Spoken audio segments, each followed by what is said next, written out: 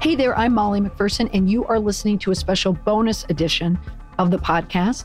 These are the interviews that I'm including in my special COVID-19 Communication Response Kit. You can find the kit online on my website, mollymcpherson.com/response kit. In this interview, I am speaking with Julia Joy.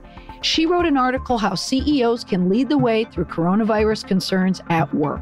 Her co-author was Jocelyn Brandeis, and they wanted to focus on how all companies, large and small, need to be prepared at any given time should a crisis happen. But their article goes in depth for how leaders can respond to the COVID-19 coronavirus crisis. So Julia shared ways with how CEOs can lead the way. Take a listen. Julia Joy, welcome to this video, our second in the series for this communication resource kit, everything COVID-19. And I'm so appreciative that you could join me to speak about leadership in the time of COVID. Yes, thank you, Molly. I'm so happy to be here. And I always love our conversations. Super excited to talk about this important topic with you. Yeah, and I guess we'll start off by saying, well, one, you are Julia Joy, but yes, from here on out, I will be referring to you as Jules, your nickname, because I feel I know you so well, and really our relationship was born and nurtured in social media land on Twitter. It was, and people, I still hear it after all these years. People say that social media is fake; it's not real life. I have relationships with professionals and peers that I cherish. They are as close to me remotely as my real life relationships. And I just, there's no substitute for in real life, but it's false to say that something really real can't develop via social media.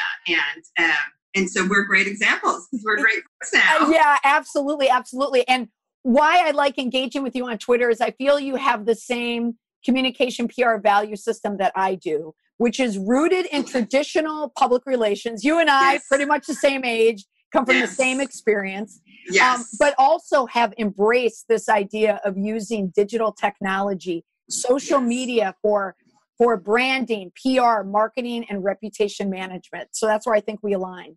Yes, I think I have this balance, and I tell people I learned PR old school, and I am forever grateful for that traditional background and experience.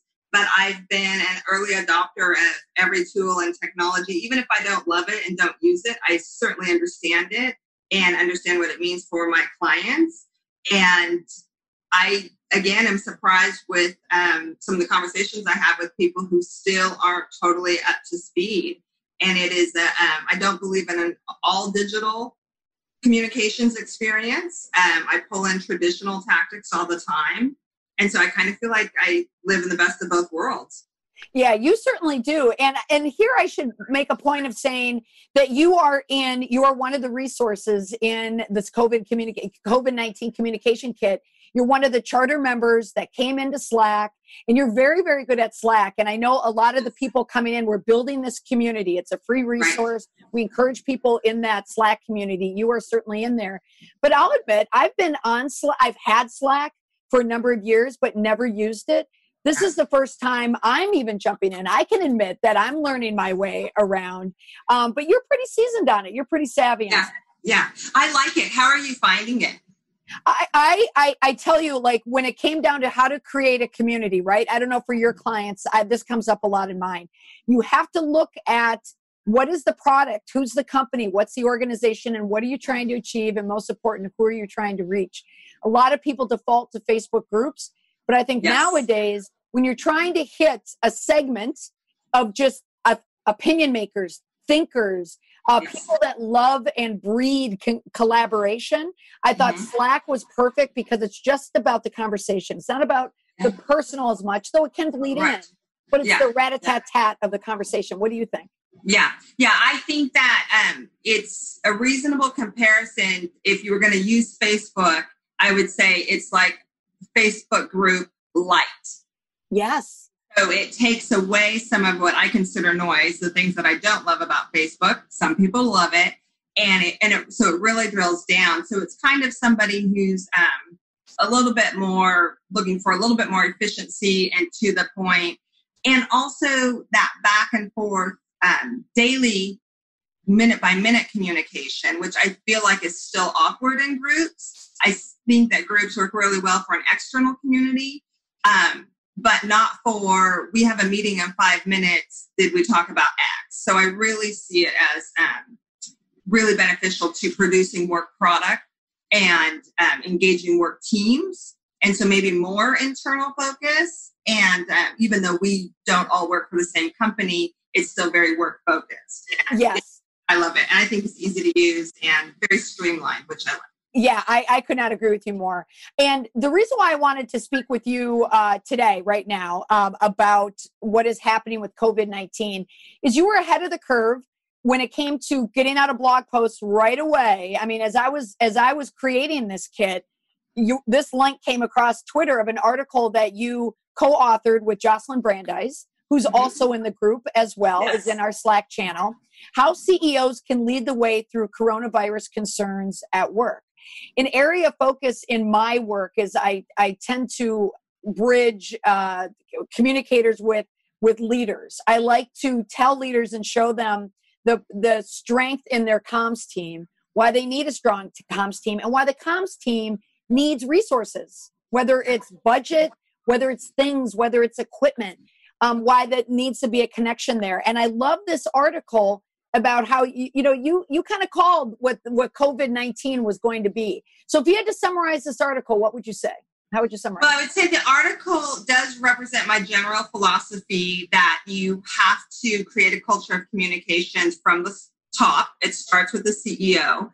I personally won't engage with clients if I'm not working with and reporting directly to the CEO. It's been a very long time since I've had a job where I didn't report to a CEO. I feel so strongly that that's a key ingredient to communication success, that if an organization is trying to silo communications, it is not going to be as successful. And I really want to be part of successful teams, forward-looking teams. And so these conversations are happening all the time on the sidelines via message. Jocelyn is another Twitter friend. So we're super close friends now because of this great social media technology. And she and I very early on were saying, we're hearing some rumblings. So what is this? This is like mid-February. We're hearing the rumblings and we're saying two things. One, this is going to drastically affect brands. This is going to drastically affect how companies communicate with their customers. And two, it's going to be, a double whammy, because at the same time, you're going to have internal communications focus on employees. And most organizations can barely handle one or the other, and can barely handle one or the other during a crisis. Now, under duress, you're going to have to pivot your marketing and hold up your entire staff and employee communications. This is not going to go well. And so, we were looking at examples of organizations that were leading, and it seemed like every positive tweet or LinkedIn article or news story about an organization successfully coming to terms with this at the beginning of the crisis, those were all about CEOs who were getting ahead of it, and they were winning in both of those categories. And so the organizations that weren't winning were either dropping the ball on the employee engagement or dropping the ball on the brand and the external engagement. So we saw that there was a sweet spot, and who was going to do it? Government can't step in and manage your employees. The government can't step in and manage your brand. So it was going to be CEOs who were going to lead us, the masses, through this crisis. And we started to see it and started to happen. And, we were getting positive confirmation that our theory was turning out to be true. Now, you mentioned the sweet spot for CEOs that can do both at once, communicate to both channels or appreciate both channels. Jules, do you have any example right now of anyone out in a brand, a well-known brand, or that you've seen in the past week of some CEO that's nailed it in the last week? Yeah, we're on a Zoom call right now. And the CEO of Zoom very immediately managed his brand, understood where his product fits in this crisis, started talking about his team, and he came out and said, under no circumstances will my sales team use this crisis to boost sales. So he immediately said, I acknowledge we are in a crisis. This is about community. Started offering Zoom for free. Individuals can use it for free, but at the enterprise level or the academic level, you would pay for a package and upgrades. So he immediately put people before profits. He did it externally and then, of course, internally by supporting his sales team. And a sales team that likely works on commissions and bonuses, that's where their money is. Before they ever had questions or concerns about what does this mean for our paycheck, he said, oh, no, we're going to handle this. And then I follow him on social media, and he has since made many contributions to the community and has been very active in communicating what his company is doing and how he's doing it. So that was an early excellent example. Oh, that's a great example. And I like how you pointed out people before profit. That's probably a good mantra for any organization and leader. I've tweeted it like 1,000 times. It's people before profits. And if you're doing a decision-making matrix and you get stuck, it's either A or B. Is it people or profits? Are you putting people before profits? That helps with the decision-making. And it is very clear organizations that are not doing that, and that is not working out well for them. Yeah, I agree with you. Now, speaking of certain types of people, let's talk about a category, communicators. Yeah. Sometimes they're highly valued. Many times they're not. They're expected to do the job. Yet in times of crisis, and even not in times of crisis, especially now with so many mediums out there that they're juggling at once, I always place it as a highly valued category in any business. Yet sometimes you might find them under HR or under categories. They're deeply embedded in the system and in the hierarchy. I don't feel like they're as high as they should be. What do you think about the relationship between leadership and communications? How should they view that group? Well, I've always, for many, many years, have said PR needs a seat at the table. And so I went back to school and got an MBA so people would be more open to the idea of me having a seat at the table. And it has served me well. I'm an executive for an organization because I believe so strongly that to really thrive, and there are lots of businesses that are going to survive, but to really thrive, you have to have communications as part of your leadership team. I already believed that. I knew that. I have worked for public agencies, so I've done federal, we reported up to the EPA, so federal level disaster crisis communications. I've had that training. Those environments get it. And, a comms person at a public agency, oh yeah, they're in every meeting, on every list, so the go-to person. In the public sector, we don't see that. It's still marketing and events and social media. And this is going to be an ongoing battle for our industry. And I have all kinds of thoughts on that. So two things are going to happen. We're going to see organizations that have communications in a leadership role pulling ahead. If you just gave me a list of 100 companies and said, Jules, decide which ones are going to survive this crisis and which ones are going to survive the likely coming recession and economic negative impacts, basically.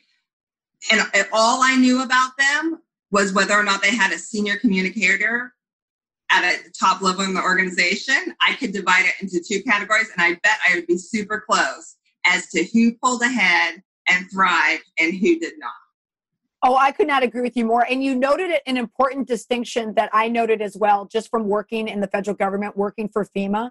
We were valued. I mean, we were front lines. I mean, especially after Hurricane Katrina and the trailer incident. I mean, people valued our work. But you're right. Whenever I hop into another category, it's not valued. And I'm always surprised by that. And they're the ones that struggle. You're absolutely right. Yeah. I guess someday I'll stop being surprised. I don't know why it still surprises me. Yes. So seeing organizations, if they don't have that process, that what I call culture of communication as a leadership role already happening, if that's not second nature, if that's not part of who they are, it's not in their DNA, this is a very difficult time for them right now. Because they're either going to do the right thing and pivot and rely on communications, but if that trust hasn't been built, if that leadership category has not been part of the internal operations of the organization, that's going to be a challenge for the organization, or then they're not going to do it, which is going to bring its own set of challenges. Okay, so you segued very nicely into some of the internal challenges as it relates to operations. So now referring back to your article, you give questions for people to ask on their team, for leaders. I love this list of 7 questions of the questions your team needs to consider now as we prepare for an increase in coronavirus cases. And one right at the top, can your organization deliver at current levels if a percentage of your staff gets ill? How do you think a leader right now, if I had to tap into your MBA, how should they be juggling external and internal communications, but while also being concerned about, trying to have predictive behavior on what will happen if a staff member or their family gets sick? Yeah. So I wrote this article. I think the dateline for the article, when it was shared nationally, was early March. Mm-hmm. So we had not, I feel like there was this A and then B in the crisis where we really shifted, as a nation to, oh my gosh, this is serious. This is happening. Mass outbreaks and, Seattle, Philadelphia, New York, etc. So I was predicting, based on some information, we didn't quite know what the percentages or the numbers are. I was a little bit more of a call of panic. So I was going to worst case scenario, 2% of your staff, 10% of your staff, depending where you live, 50% of your staff. Can you legitimately continue business as usual? And if you look at a corporation versus a retail outlet, a luxury brand versus a manufacturing brand. And so some practical things, because the CEO does have to be practical. So in an ideal situation, internally, they have strategy, finance, sales. They're relying on a team that is still really focused on those key areas. So somebody's running those reports, HR, where are we with staffing levels and communications. So I'm not in any way suggesting that CEOs stop thinking about sales or stop thinking about revenues. What I'm saying is you've got to do both. And if you haven't been used to doing both, the thing that's going to get pushed off is the communications, because you're going to focus on the sales, and I get it, and the operations and the revenues and your quarterly reports, etc. But that's not where the trouble's going to hit. Right. And you also ask in your questions, what if your business is named in the news? Are you prepared to address concerns? Do you have a trained spokesperson? What is the chain of command for addressing concerns? I think a lot of these businesses get in trouble with the chain of command, that their true skilled communicator is too far down that hierarchy, that chain. And as you're advocating, bring these communicators. They need a seat at the table. So let's touch on crisis comms for a moment. We have COVID-19. Everyone is in a crisis right now. Yes. But even today, here we are on a Friday when the news was announced that 4 senators had sold their stocks, knowing what was coming. And I put that on Twitter and people were tweeting back, like, imagine being that communicator. You're dealing now with 2 crises. So what if your business does get dinged in, like, from a COVID-related response or just something in the environment that we're in? What would you say to a leader then? Yeah, we have a couple of examples. Very early in the crisis was the Corona beer. Seems so long ago. Yeah, doesn't it? It's been, somebody said we're living in dog years, and it seems like, the beginning of March seems like forever ago. And so that one is,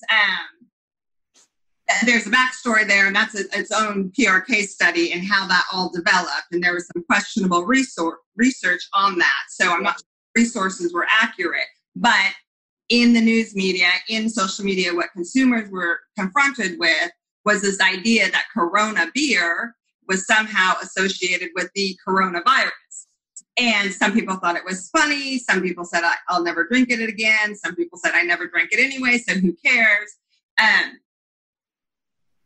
Who would have thought in a million years in a planning meeting with the CEO of the holding company that owns that beverage, that they would have to strategically plan a crisis around a virus or a pandemic that had the same name as their midline beer brand? I mean, it just, you would never, when I say plan for a crisis, you would never in a million years. Now you will, but you would in a million years have guessed that.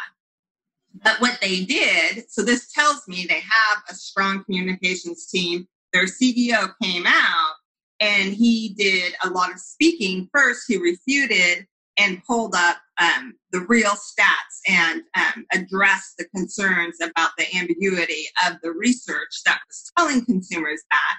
And then he came out and did follow-on stories about their advertising and marketing. So no, that company probably did not have virus-related crisis as one of their scenario plans, but they clearly understood the need to get in front of that story. I think it had about a 3-day news cycle before it drifted away. One, there are more important things we had to talk about.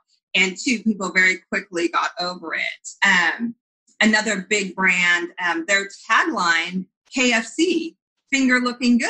Yes. Now the entire world has pivoted to be germ phobes. We've pivoted to sanitation, hand wipes, washing your hands. And that's just not whether you thought it was proper to lick your fingers or not before this. Now you can't even be associated with something like that. They very quickly jumped on that and, pulled some of the marketing, pulled some of the visuals that show that. And so they were aware that even without a coronavirus case, a health issue or a death or an employee in one of their restaurants being diagnosed with it, that there was just a general idea that this was inappropriate at this time. And so those, to me, were CEOs that very quickly understood what could happen in the news by association. Yes. And so companies are being called out, a lot of restaurants, unfortunately, for maybe practices that aren't meeting our high sanitation and safety standards. And this is always the case. This did not start with coronavirus. This started when we got cell phones and social media. Any day, 24/7, one customer can totally blow up your brand with one tweet. And that is what communications teams need to be prepared for. Right. Oh, absolutely. And you just put the finger on my business. That's exactly what I do, that reputation management and understanding and educating the leaders who are older Gen Xers, baby boomers, who don't still understand the true power of viral media, how it does only take one person.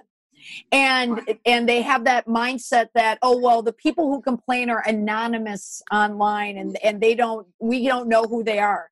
Not so. They are more than happy to put themselves, their names and their thoughts and opinions to bring you down. That is the cancel culture summed up.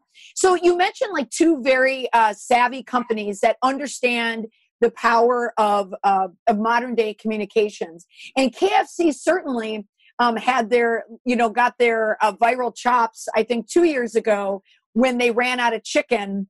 Yeah. And I don't know if you remember the ads, we effed up. So it's very similar. They knew how to respond immediately. They've been very ahead on their marketing. And fast food in general. The crisis, then, by having it be part of their culture, by creating a culture of communication, they were much better prepared than, for example, Whole Foods. Slightly different category, but the CEO of Whole Foods has been negatively portrayed in the media, a lot of it starting with social media. Seems like to me an organization that wasn't leading previously with communications, does not have a culture of communication, because they stumbled so much when they were thrust into the spotlight. Right. I agree with you. Now, in your article as well, you touch on media relations, which is a skill probably that you and I maybe, 20 years ago was at our peak. If you had to say, I bet like you, if you had to do a percentage of your job, media relations was such a big part of my job. Do you find nowadays that leaders aren't necessarily thinking about the media anymore because people are so focused on viral and reputation spinning out of control? How can media relations be used in a time like this? Like really tap traditional media? Yeah. Well, and that's really interesting to hear about your work because I do have a slightly different experience. I work with a lot of tech companies and a lot of startups. Sure. Categories. Sure. Yeah. Yeah. A heavy focus on media relations. So what is different than my work in the early days is now I say no a lot more. And I'm guiding media relations. I'm guiding them through this noisy, ever-changing media landscape. It was more cut and dry in the old days. There was one journalist who covered one beat, newspaper, and they worked there their entire career. That was your guy. That was your gal. And we are just in such a different world. Not everybody understands that.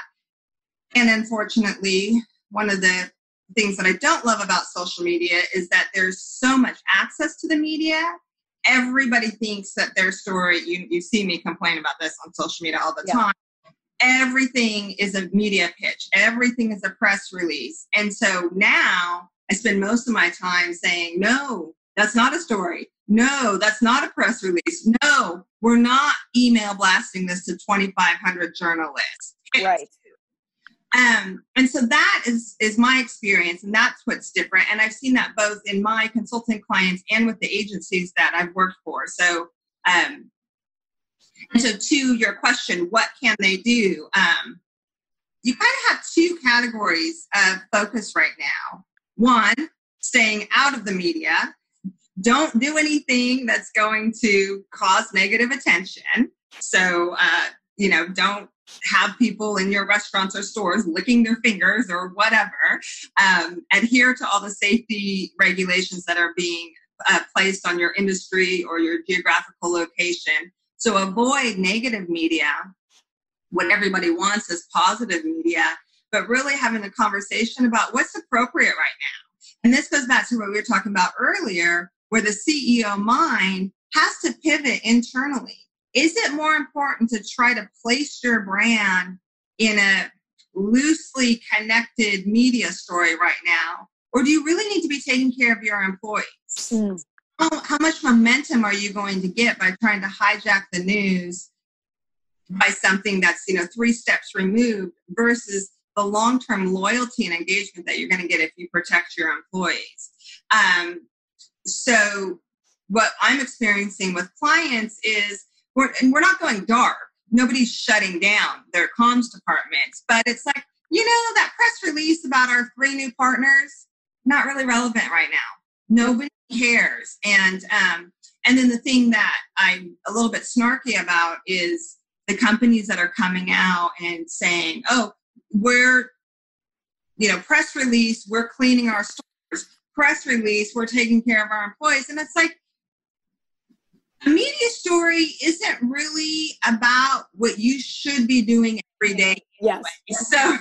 So no, we're not going, I don't have clients who do that because they're all very sophisticated and smart, but I'm seeing other organizations trying to push, or I have PR peers who are sharing stories with me that their organizations or their agencies aren't getting it. And they're trying to hijack the news in a way that's just really inappropriate right now. Yeah. And you touched on the difference too, in terms of the time span, that back maybe 20 years ago, organizations, I think, could rely on that beat reporter. They could rely on that magazine, that brand that would always run the story. And whether it was the New York Times, Washington Post, you always had that beat reporter. Nowadays, I work with organizations. If I ask, where's the media list? Who do you have? They don't know any of the reporters. They don't. So that's the change that I've noticed. So if you could give one tip right now to a desperate leader, a CEO, someone that, mid-size, small business, not a huge brand, but someone that wants to do good, wants to look for the employees, look out for their internal stakeholders and the external ones. What's the one leadership tip that you would give them? I would say start today to embrace what I call a culture of communication, where you're going to put, and by a culture of communication, I mean using your emotional intelligence, using your putting people over profits, pivoting away from the sales and the numbers and the data. I know we all love data, pivoting away from that and becoming the caregiver of your organization. They're all adults, but during this time, how are you caring for your organization? And so I think putting more time and energy into those internal stakeholder conversations is where they should be putting their energy. So yes, you maintain sales. So your key clients, your key accounts, your key customers need that love and care, but they might need it in smaller doses over a longer period of time. And sending an email is not showing care. So that's a CYA, that's not showing care. So if you have, a mid-sized sales team, they're calling their customers just to check on them. They're sending them food. They're delivering things at home. You are participating in the care of your customers, constituents, shareholders, whatever, employees especially. And then also, now is the time to listen. And that is really difficult for leadership. But the culture of communication is a 360 process. It's a circle. It's like any relationship communication. I say something, you listen to me, I hear what you say, and it's a back and forth conversation. Starting to have those conversations, and some organizations are great at it. Some organizations force it once a year at their annual meeting or their, retreat or whatever. You need to take those principles, not at that high level, dial it down a notch, but spread it out a little bit each day over time. Oh, well said, Jules. If you and I ever partnered together on a project, we would have no problem combining our value system when it comes to public relations and communications. I feel the same way as you do. It's a culture of communication, honoring and appreciating your communicators, but also your speaking to your internal audiences, your employees, and showing people that you care can really go a long way in even branding your company as a good company. Yeah. So it's like anything else, the health and wellness of an individual is largely determined by what's happening on the inside. If we're taking care of ourselves, the health and wellness of an organization is largely based on what's happening internally. Now, external markets are very scary right now, and revenue loss is a real concern for a lot of CEOs. Some of that, staving off the most drastic scenarios, will come from the care and feeding of the internal team and taking care, bolstering that up at this time. Yeah, well said. Jules, thank you so much for sharing your wisdom and also this article. So anyone watching, the link to how CEOs can lead the way through coronavirus concerns at work, even though you were prescient, you and Jocelyn knew this was coming. Yeah. This article still very much applies heading into week 2 of the threat, the response, definitely. Yeah. And you're with Z Group PR. I'll have a link to your company, your blog, and your Twitter handle as well. But thank you so much. I appreciate you sharing your advice. Thank you, Molly. I've loved talking with you. Thank you. You as well. Thanks. I want to thank Julia for joining me on that special interview of the podcast. You can find the video interview of this podcast on my website and the special COVID-19 communication response kit. Just head on over to mollymcpherson.com/response kit. You will see all the information you need as a communicator, business owner, head of an organization or an agency who needs to communicate with your key stakeholders during the time of the coronavirus crisis. So head on over to the website right now and check out videos and interviews just like this. Thanks for listening.